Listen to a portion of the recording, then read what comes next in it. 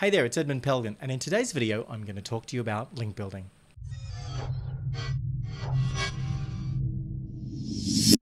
You've probably wondered what the fixation is with link building, but if you're a business owner and you're new to SEO and online marketing, no doubt you've run into an agency or a marketer telling you you've got to go out and get links, right?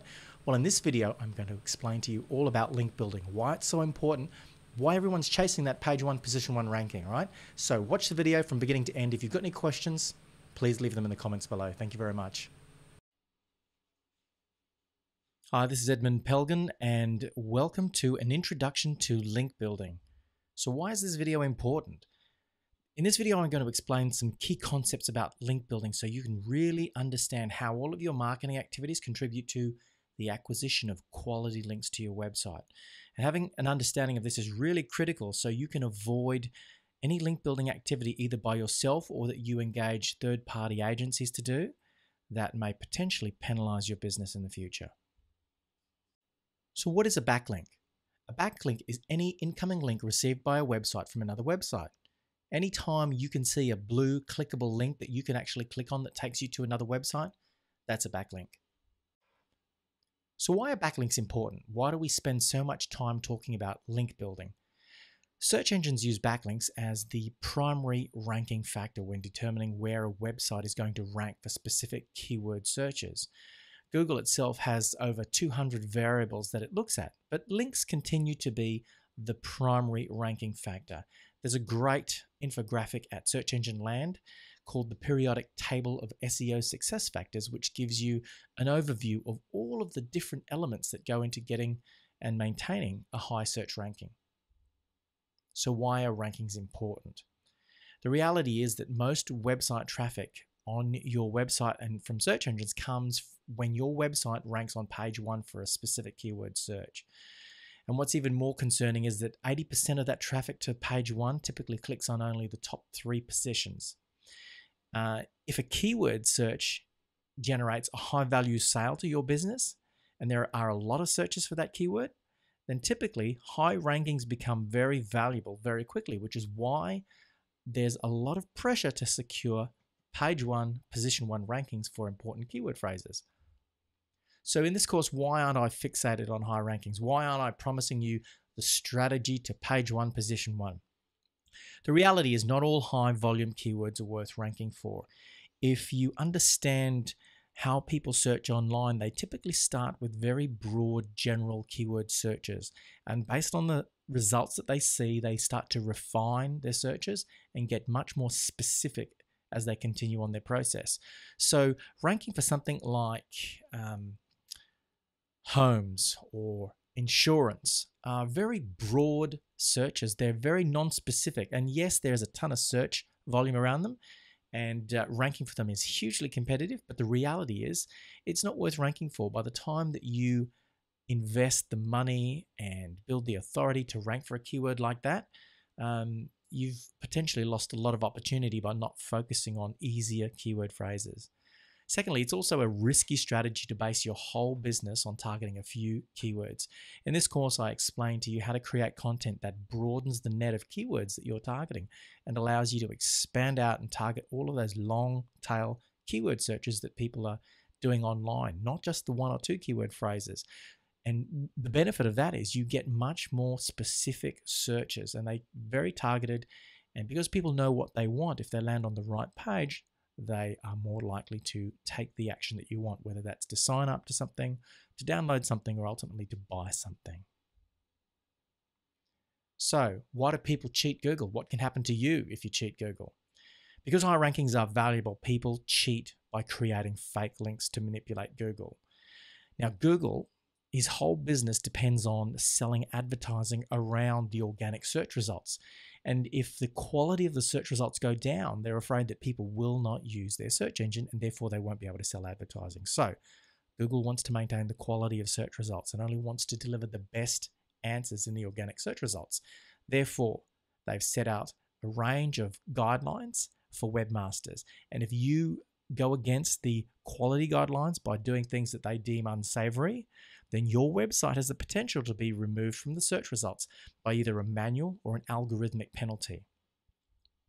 Now, every day Google gets better and better at detecting unnatural linking patterns, right? So the link building that you do today, whether you think it's safe or whether your agency is saying is safe, can potentially become a risk down the track as Google improves its ability to detect manufactured links, to detect artificial links that aren't earned on merit or around quality content. So you need to be very careful about what you're doing today by understanding where Google is going.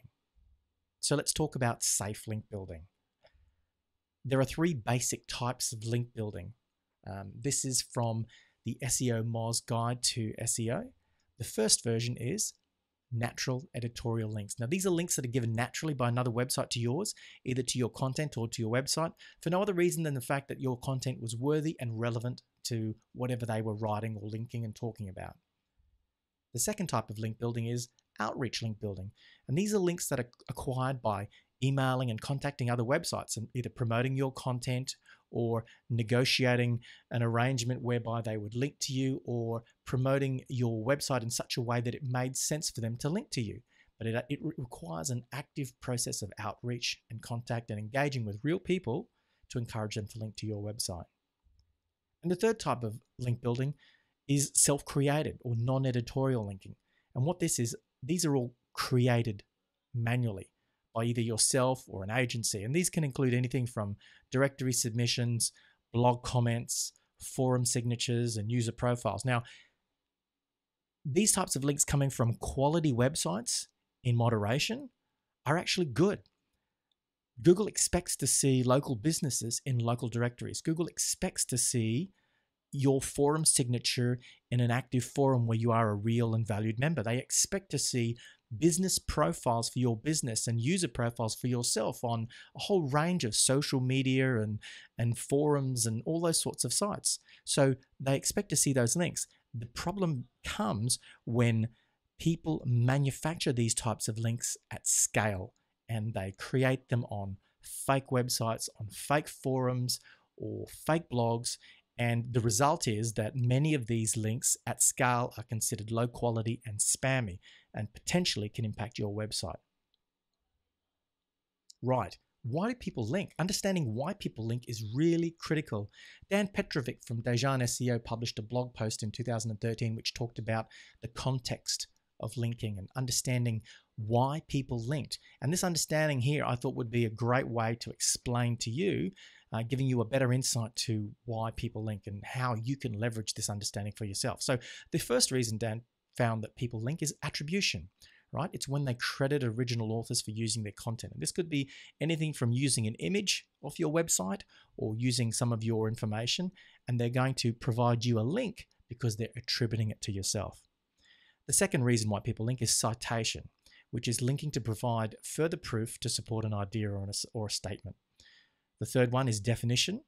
You may have people linking to you, to content on your website, to define a concept that's unknown to their readers. So you may have an FAQ or information on your website that effectively defines a concept. Another reason is expansion. So people may link to you as an in-depth resource to elaborate on a subject that they're writing about on their website. Identification.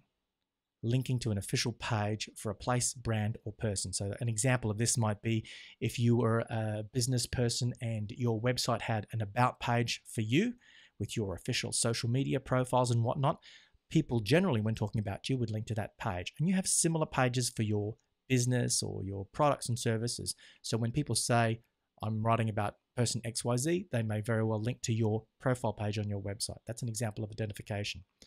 Another example is as an example. So people may link to your website or your content to provide a practical example of a concept that they're writing about on their blog. The next one is an action. So this might be a link encouraging a user to perform a specific action or activity. So they might say, for more information, click here, or click here to download this, or to contact so-and-so, click on this link and they'll take you to your website. So people may link to generate an action. And the final one is relationships. And this is a really critical one. So links that reflect real-world relationships are really important. And these are things like links to client websites or from clients, links to and from suppliers, business partners, organization partners or participants, things like that, or memberships. If you're a member of a specific organization, whether it's a chamber of commerce or something like that, or a franchisee, those sorts of links are really critical, and they mirror online the relationships that exist in the real world. And you can read more about this topic at the link provided below. Now, did you notice the importance that content plays in all of these contexts? Every example that I provided to you that Dan Petrovic outlined there requires some form of content at the core so that people could either link to provide attribution, reference, and further information. So just keep that in mind. Content is at the core of all of those links. Now, in this next step, I'm going to show you examples of bad links, and you really, really, really want to avoid this type of linking activity. And I can explain it, but it's better to show it to you. So the first example of really bad links are blog comment spam, sometimes known as trackback spam. And you see this on the bottom of blog posts where there are a list of blog comments and pingbacks, and instead of being the individual's name or the website that is linking or referencing this blog post, you'll see that they've created fake links with exact match keywords in the link. So you can see in this example, someone is trying to rank for car rental in Ireland, Dublin. These sort of links are terrible. Besides the fact that they really don't work, Google ignores them. They are a pain for website owners to manage and to moderate, and excessive use of these sorts of links can really get your site penalized. So stay away from this sort of stuff. This is the type of link that you can get for $5 on websites like Fiverr. They'll say, oh, we'll sell you 10,000 links for $5. Stay away from that sort of stuff because this is what they create. The second type of bad links are links that use your target keyword is the anchor text. And you see in this example here in the blog roll, best cell phone bargains, discount video commercials, ebooks reviewed. I mean, these exact match links are not natural. People do not link to other websites this way.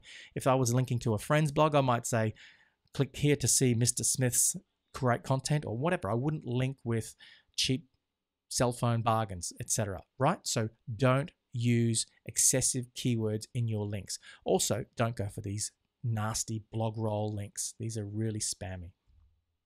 The next example is fake user profiles on irrelevant forums and community sites. Now, if you were a member of an association or a forum or a community online where you had a valid profile page and you were able to put your link there to your website, that's fine. The issue is when you use software to create many thousands of fake profiles on sites that are completely irrelevant to you. These things are bad. Google can spot them a mile away. They add no value to you. The pages on which they come are low value and they will cause your site to get penalized.